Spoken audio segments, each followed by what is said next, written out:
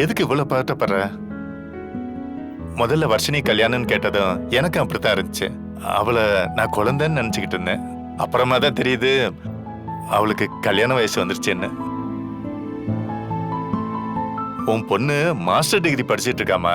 அவனும் குழந்தை இல்ல, அவளும் தான் வாழ்க்கையை முடிவெடுக்கிற கட்டத்துக்கு வந்துட்டா. அதனாலதான் சரியான ஒரு பையனை அவளே முடிவு பண்ணிட்டா. அதை நம்ம புரிஞ்சுக்கிட்டு அவங்களுக்கு ஒரு நல்ல வாழ்க்கையை நாம அமைச்சு கொடுக்கணுமா. கல்யாணத்தை பண்ணிட்டு அதுக்கப்புறம் கூட அவன் வேலைக்கு போகலாம், ஒரு தனி அடையாளத்தை உருவாக்கிக்கலாம். என்னென்ன நீ இப்படி பேசுற? அம்மோ, இப்ப நம்ம அம்மா எடுத்துக்கைய, கல்யாணத்துக்கு முன்னால அவங்க அவ்வளவு பெரிய ஆள் இல்லையே. கல்யாணத்துக்கு அப்புறம் அது அப்பா நம்மளை விட்டு போனதுக்கு அப்புறம் தானே இவ்வளவு பெரிய உயரத்துக்கு வந்திருக்காங்க. அதனால கல்யாணம் வாழ்க்கையில முன்னேறதுக்கு ஒரு தடையா இருக்காது அம்மோ. இங்க பாரு அம்மோ, இப்ப மட்டும் நம்ம முடியாதுன்னு போய் நின்னு வச்சுக்க, அப்புறம் அம்மா அதை ஏத்துக்குவாங்களா? அம்மோ, தெரிஞ்சோ தெரியாமலோ அம்மா ஓம் பொண்ணுக்கும் என் பொண்ணுக்கும் ஒரே மேடையில கல்யாணம் பண்ணி வைக்கிறாங்க. 2 பேத்திக்கும் ஒரே மேடையில கல்யாணம் நடக்க போது அவங்க தலைமையில. இதை விட ஒரு நல்ல வாய்ப்பு உனக்கு அமையுமா? அம்மோ, என் மகளுக்கும் மருமகளுக்கும் நடக்க போற அந்த கல்யாணத்தை என் கண்ணரே நான் பார்க்க போறேன். நீ மனசை போட்டு குழப்பிக்காத. எனக்கு தெரிஞ்சு இந்த கல்யாணம் முடியறதுக்கு இடையில மச்சான் வந்துடுறதுக்கு நிறைய வாய்ப்பு இருக்குமா. நீ அந்த கல்யாணத்துல நின்னு உன் கடமையை செய்யத்தான் போற. மா, நாங்கெல்லாம் இருக்கோம்ல, தைரியமா இருமா, பயப்படாதமா. உன் தேனு நல்லா இருப்பா. கடவுள் தான் துணை இருக்கணும். தமிழ், பிரபு வீட்ல இருந்து எப்ப வராங்க? பிரபுவுக்கு கால் பண்ண வந்துட்டு இருக்கேன்னு சொன்னாருமா. பக்கத்துல வந்துட்டதா சொன்னாரு. நம்ம உள்ள போய் பார்த்துட்டு இருக்கலாமா? ஜனம்மா, வந்துட்டாங்க. வாங்க வாங்க வாங்க. வணக்கம்மா, எல்லாருக்கும் வணக்கம். வணக்கம். ஹாய்.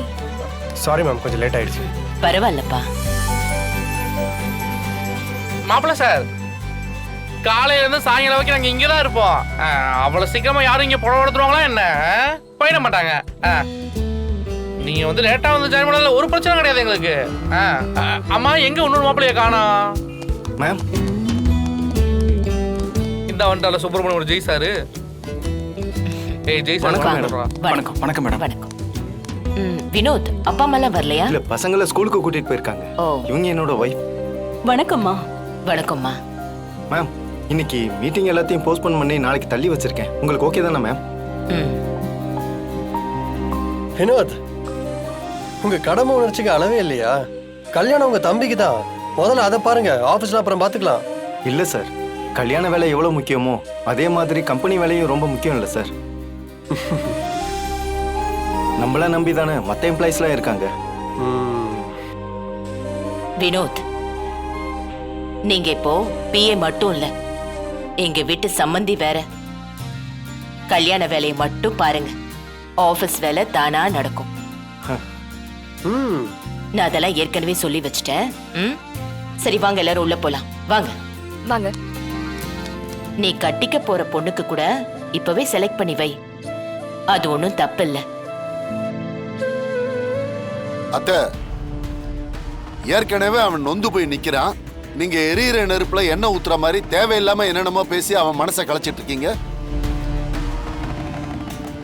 பா, அப்படிலாம் ஒண்ணும் இல்லப்பா. நான் இப்படியே இருக்க போறேன். ஜனமா சொல்றதும் சரிதானப்பா. ஜனமா, நான் போய் பாக்குறேன். வாங்க ப்ரோ. வாடா. அம்மா, என்ன இருந்தாலும் சேதுக்கு இருக்கிற பெருந்தன்மை வேற யாருக்கும் இருக்காது இல்லம்மா? ஆமா பிரகாஷ், சேதுவை நினைச்சா எனக்கு உள்ளுக்குள்ள கஷ்டமா தான் இருக்கு. ஆனா அதெல்லாம் வெளிக்காட்டிக்காம சிரிச்ச மாதிரியே இருக்கான். பெரிய விஷயம்தான்.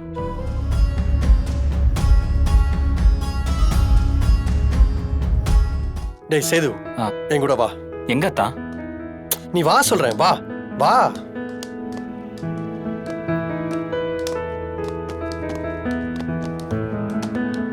சொல்லுங்க சார். நல்ல காஸ்ட்லியா ஷர்ட்ஸ் எடுத்து போடுங்க.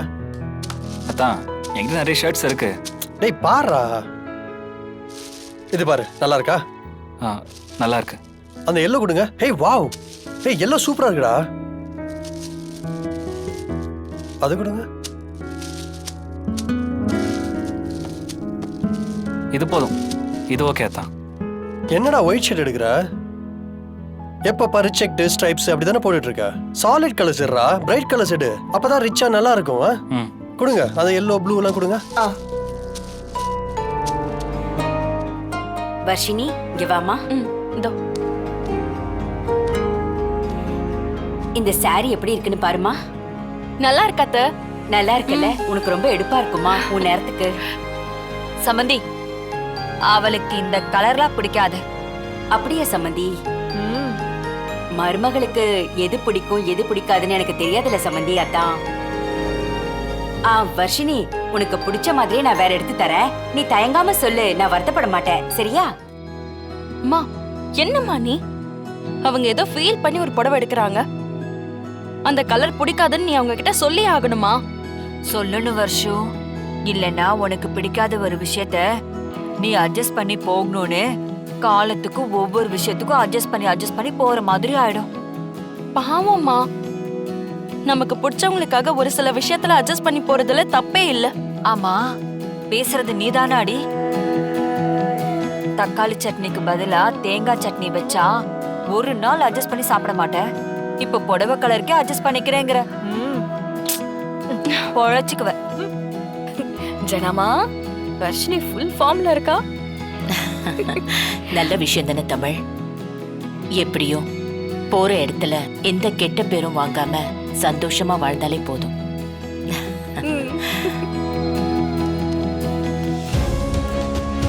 பிரபு, தமிழ் யார் அவங்க? அது நிறைய சோஷியல் சர்வீஸ் பண்ணும்போது பழக்கமான பொண்ணு. நான் இந்த வீட்டு மாப்பிள்ளையா போறேன்னு தெரிஞ்சு வேலைக்கு ரெக்கமெண்டேஷன் பண்ண சொல்றாங்க. நான் போய் எப்படி தமிழ் பண்ண முடியும்? நம்ம கம்பெனியை பொறுத்த வரைக்கும் திறமை தானே ஃபர்ஸ்ட், அதுக்கப்புறம் தானே ரெக்கமெண்டேஷன்லாம். அதான் எதுவாக இருந்தாலும் நேராக கம்பெனிக்கு வந்து ஜனமாவை பார்க்க சொல்லியிருக்கேன், வேற ஒன்றும் இல்லை. ஓ, நம்ம நம்ம போகலாம். நிறைய ட்ரெஸ் எடுக்க வேண்டியது இருக்குல்ல. உனக்கும் இன்னும் புடவை எடுக்கல. போலாமா?